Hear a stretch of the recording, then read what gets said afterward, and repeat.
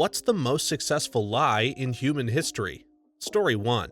How we made people think that the USA was the main reason Hitler lost instead of Russia. USSR, not just Russia. Modern-day Belarus and Ukraine suffered great losses since they were closer to the border. But yeah, I was born in the USSR, and after moving to the US, I was quite surprised people here apparently were taught very different things about history. I had a great history teacher who would just spit out the weird truths no matter if it was against the school board in the United States. His biggest one was World War II. He compared it to the United States trying to play daddy while everyone else does the hard work, especially the USSR, who he constantly claims without their involvement, Hitler would have won. Story 2. Frank Abagnale Jr., the inspiration for Catch Me If You Can, apparently wasn't as big of a con man that the movie leads you to believe. He conned people into thinking he was a bigger con man than he actually was. Yeah, I was reading about this the other day. If I recall correctly, he did actually pose as a pilot, but only because he was stalking an air hostess that he had a thing for, and wanted to access the staff lounges and such. He basically decided it sounded better to say he was pulling off a daring scam than to admit he was just a bit of a creep. LOL. The only accurate part of that movie was the opening scene where Frank Abagnale appeared on a TV show in the 1970s. The entire movie is a work of fiction. If two wrongs don't make a right, does conning about conning make it better or worse? Story 3. Trojan Horse comes to mind. There's actually not much archaeological evidence of there having been a Greek versus Trojan war at all. We know that there was a city called Troy in modern-day Turkey, but there definitely doesn't appear to be evidence that would suggest anything like a 10-year siege as described in the Iliad. Ancient Greek history is kind of interesting because there's so much mythology and legend sprinkled through it that you know are fictional, but a lot of events do have a nugget of truth too. But I think a lot of people assume more of it is based in reality than it actually is. Actually, it was never a lie. It is a myth that some people misinterpreted something that happened and spread the rumor. Myth or rumor, Monty Python and the Holy Grail wouldn't be the same without the Trojan rabbit. Story 4.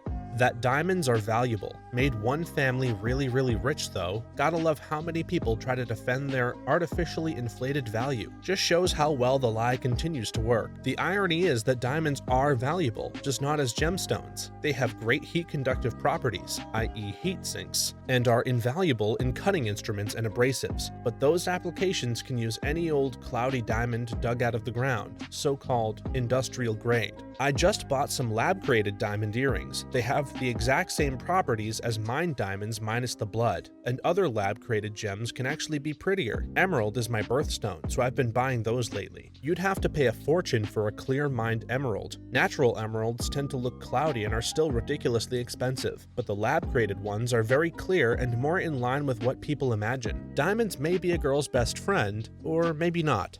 Story 5. That getting yourself in crazy debt at 18 years old to go to college is the only path to success in life. The most successful person out of my entire family is my tattoo artist brother. It's hilarious to me when I've seen people ask his advice on how to succeed as an artist. Drop out of school and draw every night. Who can say he's wrong? It's a path that completely worked for him, and he's also still smarter than 95% of people I know who went to college. This is the part a lot of people miss when they cite billionaire dropouts as their argument. You don't just drop out of school and suddenly start raking in cash. You have to actually, practice and cultivate some lucrative skill. Sitting on the couch eating Cheetos isn't going to cut it. I say go with what you're good at. College, trades, service. We need all kinds to function as a society. Story 6. You need to buy a stone on a ring to show some form of dedication. I've read that originally couples would start having sex after getting engaged, and the ring was insurance that the guy wouldn't just dump the girl after. It was specifically when breach of promise lawsuits were abolished. Before the early 20th century, engagements were legally binding, at least in the US and Britain, to the extent that a jilted fiancé could sue for monetary damages to compensate for her presumed loss of virginity and consequent reputation damage. When the laws were changed to abolish these lawsuits, expensive engagement rings come into fashion, which would function as a deposit. That's also the reason for the convention that the ring would only be returned if the woman were to be the one who broke the engagement, while she'd keep the ring if the man broke it off. The at-fault party is the one who forfeits the deposit. Ah, the engagement ring, the beginning of great wedding price gouging. Story 7. Vaccines causing autism. The guy who started it lost his medical license because his goal was to discredit the vaccine in order to sell his own. Now he makes money by speaking at anti-vaxxer rallies. He knows it's bullcrap, but the guy has no ethics to speak of. I used to be a disability carer and was always baffled by that claim, but the reality was the parents are always in extreme denial that their genetics were the cause. Even worse, when one parent blames or resents the other for their genetics that caused it. As Hannah Gadsby said, it's better to have autism than polio anyway. Story 8. Cigarette companies. Look at the ads all through the years from Doctors Agree, cigarettes are good for you, to Joe Camel, Marlboro Man, etc. Even when they were finally forced to put warnings on their cartoons about how cigarettes can literally kill you, it's still a billion-dollar industry. I know there's more heinous lies out there, but this one hits home for me. You can consider this as one of the most heinous as it affects millions of people. My father started smoking around age 18, roughly 1949, and didn't quit until around 1998. He had 4 different types of cancer and succumbed to pneumonia with only half of one lung left in 2005. Interesting story, Frederick III, heir to the throne of the German emperor in the 19th century, suffered from throat cancer. His doctors told him to smoke, as that would help. He diligently followed their advice, which didn't really help and alleviate his suffering. To see all the old advertisements is jarring in this day and age. Story 9. That you have to eat 3 times a day, and if you don't eat for a couple of days, you will die. I am really surprised how many people still believe this bull. From what I recall, it's 3 days without water, 3 weeks without food. However, in places like the Middle East, Australia, Arizona, and the Sahara, even 8 hours without water can kill you. Breakfast is the most important meal of the day, brought to you by cereal manufacturers. I'm getting the impression it's easy to influence our day-to-day living. Story 10. That money doesn't buy happiness, just a lie spun around by rich people so middle-class and lower-class people never go after it and buy into the delusion of money not being the answer to their problems, when in fact it very much is. Same goes for countless other bulls we've been taught for God knows how long. To everyone saying that it doesn't, tell that to people who are poor, barely have anything to their name, and are struggling to survive. I stand by my statement. It may not buy happiness to you and others, but as someone who has grown up in absolutely nothing, money is the reason I was deprived of happiness, so the statement holds true for me. My mom used to say, money may not buy happiness, but it sure can rent a heck of a lot of it. Very true. And if you notice, the money can't buy happiness canard is always aimed at poor people trying to improve their lot, rather than at already well-off people going after even more wealth. In their case, it's just capitalism or something. Almost like there's an agenda there. There might just be one. If we feel an inherent need to be humble, we might feel it necessary to be satisfied with what we have and try less. Story 11. The harder you work, the more you will get paid. The highest paying position in a company requires no work at all. No matter how hard you work, you can never get there. Show up 5 minutes early and stay 5 minutes late. Yeah, Dad, no one cares. In fact, it's annoyed some of my managers. You're not paid according to how hard you work, otherwise ditch diggers would be millionaires. You're paid according to how hard you are to replace. Make yourself hard to replace. Took me way too long in life to realize that. This definitely applies to teachers who work very hard and get paid little in return. Story 12. In the 90s, kids spread the rumor that Marilyn Manson had a rib removed so that he could do something obscene. We spread this rumor across the entire country without the use of cell phones or the internet. I would love to know who Patient Zero is for that rumor. It spread to my little rural hometown in Australia in 1998. Grade 5 me didn't even know who Marilyn Manson was, but I was just amazed that anyone would alter their anatomy just to do that, particularly at my age. I'm in Malaysia, and I even heard about that rumor when I was in school. For reference, I am currently 34 years old. Does this fall under all press is good press? Story 13. Recycling plastic makes a difference. Newsflash, the term carbon footprint was created by BP, one of the biggest oil companies in the world, with the help of one of the biggest marketing companies in the world, to shift the focus from industry to individual responsibility. To make clear how big of a problem plastic is, we just need to take a look at several huge plastic islands in our oceans, some bigger than whole countries. We know exactly where they are, yet we can't get rid of them, because we have no idea what to do with that much plastic waste. At the same time, industry produces more and more of it. Meanwhile, I've seen several food packages I still know from my childhood that were always cardboard and are now plastic. Also loads of double and even triple wrapped goods, and so on. And we as individuals barely can have any influence. For example, through not buying those products, because nearly all companies do it. They make you think you as an individual can have an impact when you use a paper straw and a wooden fork for your fries. They print nature-loving slogans on paper bags and try to keep their product wrappings in a slightly brownish color to make you think it's better for the environment. And then they keep going on with the same bullcrap they've done for decades. As long as it's cheap, they don't care about what it does. And the politics do nothing about it, and instead give us instructions about how we should change our lives to help the environment. And from time to time, they stand next to someone who plants a tree on their behalf to get photos for the newspaper and show how much they care for nature. Plastic recycling is a big plastic ploy to make people more comfortable consuming more plastic. Doesn't mean you shouldn't do it. Big companies need to take responsibility for what they're putting out on their shelves and into the environment. The consumers are being blamed, but what choices are available for the consumers? Story 14.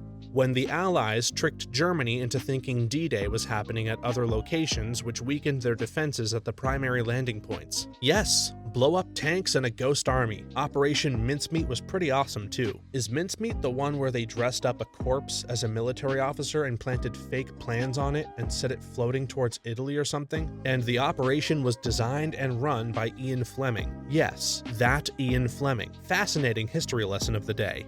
Story 15. It's not you, it's me. No, when I say that, I absolutely mean it. I found over the years I'm just not cut out for a relationship. It really truly is me. I can't give you what you need or deserve, for that matter. I feel like it's not you, it's me gets misconstrued as a bad thing. I think it's often used in a bullcrap way to just not hurt someone's feelings. But in reality, all you're actually saying is nothing you've done is wrong and you shouldn't change yourself. However, the things you can offer are just not the things I'm looking for in a partner. Now, when George Costanza said it, he was lying.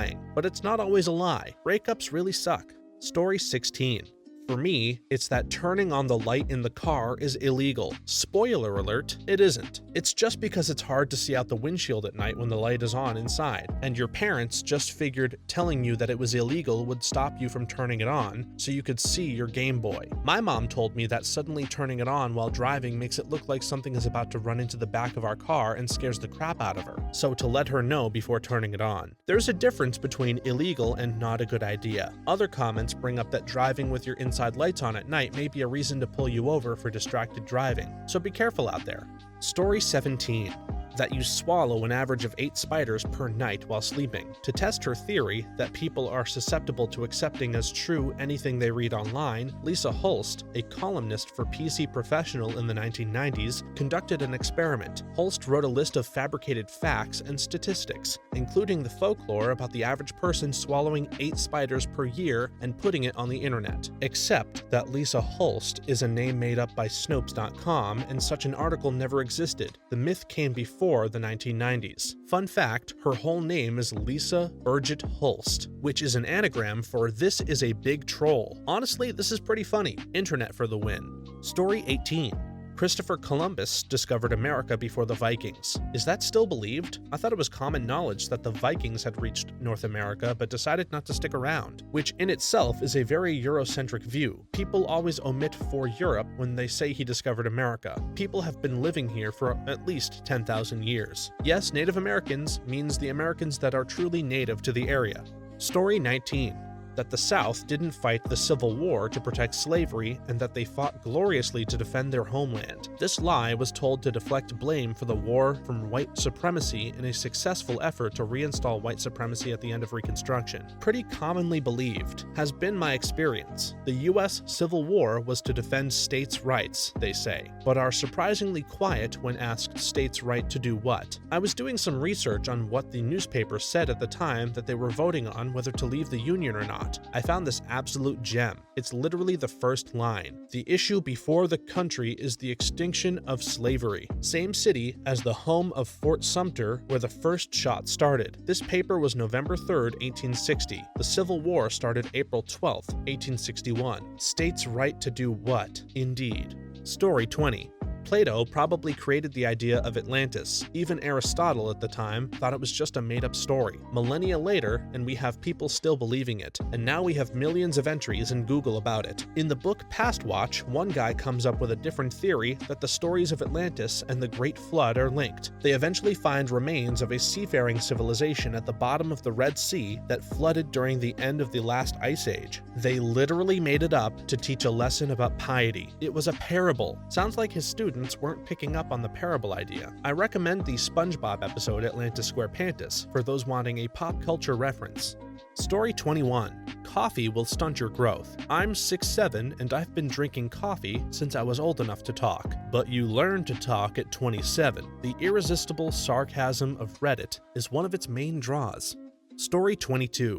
That the religious zealots who left England to found what would eventually be called America were fleeing religious persecution. While they, Puritans, were persecuted in England, they fled specifically in order to be able to inflict their own brand of persecution more thoroughly. I mean, then it isn't technically a lie though, is it? Because they did flee from religious persecution and went to the New World to practice how they wanted to. Unfortunately, that practice turned into what you mentioned. They were persecuted the same way a criminal is persecuted by the police when they break a law. Tell me a little bit about how that's going. Story 23. Central banking and how money is just simply printed. Also, it is channeled into various financial schemes which give them control of supply and demand. The idea of lending as well is a huge scam, as they can lend, get interest, for more than $10 for every $1 in supply. Pretty much everything around us is fraudulent because of free money for the wealthy and slavery for the poor. All money is made up, including commodity currencies. Money is, in and of itself, fake. There's no such thing as a dollar in nature. You can say, this much yellow shiny rock is $1, but I can also say that's 10 ounces, or that's 35 thousandths of a mega guinea pigeon. In truth, money is ideally a measure of labor. It takes me $3 of labor to take a rock and make it into a slightly smaller rock with a sledgehammer. I might want a bit more, you might want to pay a bit less, and so we can discuss it, which creates price fluctuations as millions and billions of discussions happen about prices everywhere all at once. Lending essentially borrows from future labor in order to pay for present labor. The interest is what the bank thinks it costs them to do all of the things connected with that loan. Everyone wants enough to live on, so profit is factored in as well. But if no one went in to get loans from a bank, it would fold pretty quickly. So there is pressure to keep interest rates low. Why do the wealthy have so much? A variety of factors, but primarily it's that ownership is considered much more important than most other kinds of labor. Yes, stretching the definition of labor, and that there are ineffective, inefficient ways of redistributing that wealth in society, taxes, charity, etc. The best way to correct for this is likely to be a return to high taxes. 1950s and 1960s US, for example, investment into projects that help keep people above water and to rise higher, schools and other education, social welfare, etc. Before central banks, recessions and depressions were much more common, and if I recall correctly, lasted longer and were more severe. A central bank helps smooth out the curves in an economy, putting the brakes on and taking them off as needed. By setting the cost of additional currency for that economy, while there are reasons to disagree with certain policies and decisions made by those in charge of central banks, I have yet to find a good reason to abolish them altogether. I'm open to being enlightened, however. I'm willing to bet some labor that this response was written by an economics professor, which is fine because knowledge is power, or something. Story 24. The AR-15 is evil and anyone who touches it is a mass murderer. I agree, but I also live in Canada where you need a gun license if you ever purchase a gun, and the magazines for semi-auto rifles are limited to 5 bullets. It's not perfect, and recently the government has been even more idiotic about it and has been banning more guns for no reason. But we don't have a school shooting every day, and most of our gun crimes are committed with firearms smuggled from the US and sold illegally to people without a gun license. So yeah, I think the USA could really benefit from much more control over their firearms. But obviously Canada doesn't have total control over their guns either. The fact is, there's always been that chaotic minority, and there's no telling who they are or where they will strike next. You cannot prevent crimes unless you can perfectly predict each one before it happens, and unless you are actually God himself, you can't do that. But obviously you can reduce crime. Because you can't perfectly predict and stop all gun crimes doesn't mean you shouldn't take actions to reduce gun crimes and minimize damage. The usual response to a tragedy tragedy is to try and keep it from happening again, and again, and again. Having no concerted effort to make changes is reprehensible. Story 25.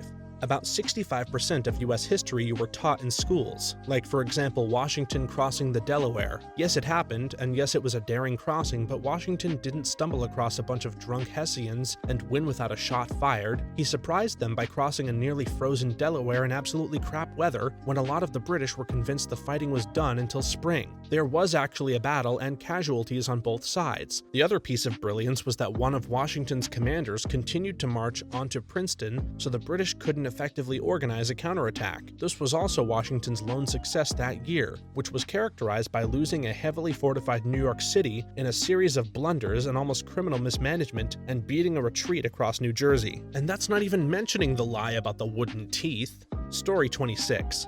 The Neoconfederate Narrative of the U.S. Civil War. From only a few decades after the war, Southerners made up a palatable narrative about the war they could use to justify the war retrospectively. They raised their kids calling it the War of Northern Aggression, which many Southerners still call it, despite it being a Southern rebellion where they fired first on federal armories. They say it was fought over states' rights. A state's right to what? And that the North just wanted to destroy the Southern way of life. Which aspect, though? They say the North was racist too, which it undoubtedly was. That Lincoln was a tyrant who only reoriented the war to be about slavery, despite Southerners stating that secession was to preserve it. They sell the thievin' Yankee myth, despite Southerners looting northern states often during their invasion, and they say that Sherman killed civilians for fun and burned their houses, when he actually targeted economic targets. Finally, they frame it like the myths of the World War II Eastern Front, claiming Southerners just fought harder and smarter and only lost due to material and population deficiency. If you read primary sources from Southerners, especially the Cornerstone speech, you will find that even in the beginning, when the North didn't say they were fighting over slavery, they did, and it was the driving force behind the economic and political differences which led to the conflict. The Daughters of the Confederacy and veterans groups formed a systematic narrative which they ensured they raised the new generation with to justify it. If you notice, their excuses are dog whistles for slavery but have plausible deniability. Yeah, and also the crap they teach us about Columbus and the Indians. Messed up, they want to cover it all up to make the country look good. We're doomed to repeat the past. You could just say American history books about the discovery and formation of America then. How about I just learn my history from the History Channel then? I mean, we were put here by ancient aliens, were we not? Story 27. The American fear-mongering of socialism and communism. The idea that America is meant to be a capitalist state, and the belief that anyone can be successful through hard work and dedication. Basically, multiple generations of Americans fully believe that communism and any form of socialism and social programs are government overreach, and obtaining any form of help is outright taboo. They always point to communist nations that failed, yet most of the issues of those nations come from too much power being held by the state due to authoritarian nations. Keep in mind that America had years of figuring out how to balance federal strength with the ability to prevent too much government overreach and has struggled with that every time it could. Countries like the USSR and North Korea struggled compared to their capitalist counterparts due to cronyism and their strongman leaders basically killing any opposition they faced. Their major issues were not caused by socialist programs or systems of redistribution of wealth. Hell, the American Golden Age was fueled by incredibly high tax rates of the wealthiest Americans, forcibly trickling down wealth and pushing the American middle class up. America's struggles only really started with Reagan's idea of Reaganomics, basically pushing for as low of a tax rate on the wealthiest Americans as possible and dismantling of the social systems to help Americans. America is so entrenched in anti-social systems that the Republican Party's unofficial slogan seems to be, "It is not the government's job to help you," despite the fact that the people pay taxes to fuel the government, and the government's job is whatever the people claim it is. It's honestly absurd how pervasive the America equals capitalism lie is, and it's absurd that many view America as an absolute capitalist system due to decades of this lie being stated and restated. America is great. A bunch of spoiled white dudes who didn't want to pay taxes on land they stole started a war, cost countless lives. It gets better. They won the war and a bunch of them got together and said, "Hey, I've got an idea. Let's not pay for labor." Then there was another war for morality and ethics to free the aforementioned payless workers, but that was really an economic power struggle, as you really can't compete as a business owner with someone who doesn't pay their workers. And still today, we call them patriots, forefathers, and even heroes, when they were really just insubordinate, selfish, and traitorous pirates with no respect for human life. America's the land of the free, and in God we trust. America. Well, it sounds like we have quite a wide-ranging level of opinion on Reddit today. Story 28. When Satan tricked Eve and Adam into disrespecting God's command. He said the fruit of the tree of knowledge would make them be like God, played on their jealousy, and said God was harsh for not allowing them to eat of any tree in the garden, which was a complete lie. Bravo, thank you. All the comments saying God, religion, and immaculate conception have me shaking my head. I'd like them to prove otherwise. It is indeed difficult to soften a hardened heart, just the kind of world we live in, I'm afraid. One still blind enough to follow the serpent. Wait, what just happened? Story 29.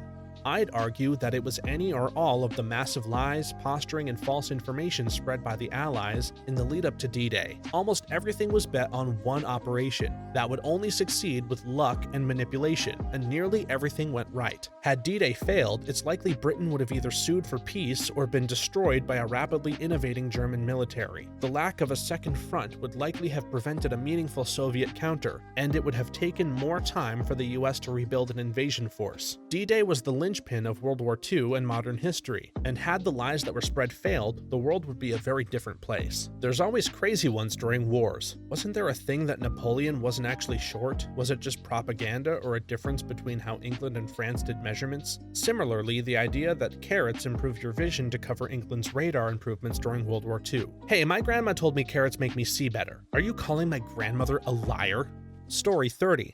There's a common misconception that within reason, you can achieve, do, or be whatever you want to be in life, that we're all blank slates. This is fundamentally untrue. Our genes are incredibly deterministic. Not to mention, we still have evolutionary instincts that we pretend aren't there because somewhere down the line people decided that humans aren't animals. We are. We can't change that, and we can't change our genetics. Your personality, your mindset, hell, even your political alignment can be traced to genetic links. This isn't to say you're entirely bound forever and set in stone, but you do not have as much agency and free will over your life as you think you do. That's because everyone in the West is obsessed with this idea of a soul and that we have free will. Once you let go of that and see it as the illusion that it is, you really are free from all the old shame and guilt that held you back. Some people find the lack of free will terrifying. The idea that their genes are limiting them scary, but not for me. I find it to be the exact opposite, complete and total freedom. How do I know I have free will? I had no choice in the matter.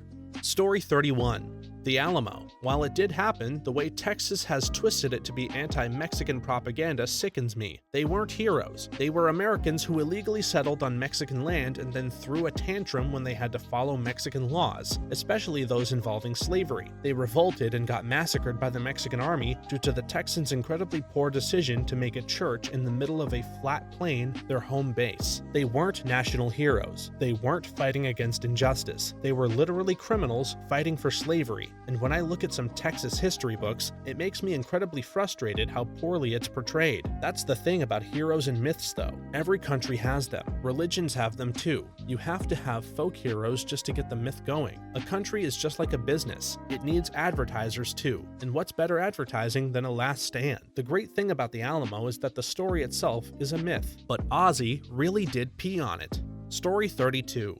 The American Dream, because you have to be asleep to believe it. George Carlin. Like, honestly, I doubt it was ever a thing, but even if it was, it's long dead and buried. But they still parade around its corpse, hoping to suck some average Joe into putting more hours for crap pay and even worse crap benefits. They perpetuate the lie that if you just work hard, everything will come to you. That one day, you too will eventually be one of the elites, and that you'll rub shoulders with the likes of Mark Zuckerberg, Elon Musk, and Jeff Bezos. But the reality, most of us will die penniless, probably alone, and if you're lucky, it'll be quick and painless. If you're not, it'll be a slow and agonizing death. Unless you've got a closet full of bootstraps that you can use to pull yourself out of horrifying circumstances every time they happen to you or someone you love. This expectation of insane self-reliance and terrible safety nets and isolation during life's most trying moments is one of the biggest. You guys are depressing me. It's not like I'm getting paid to watch this.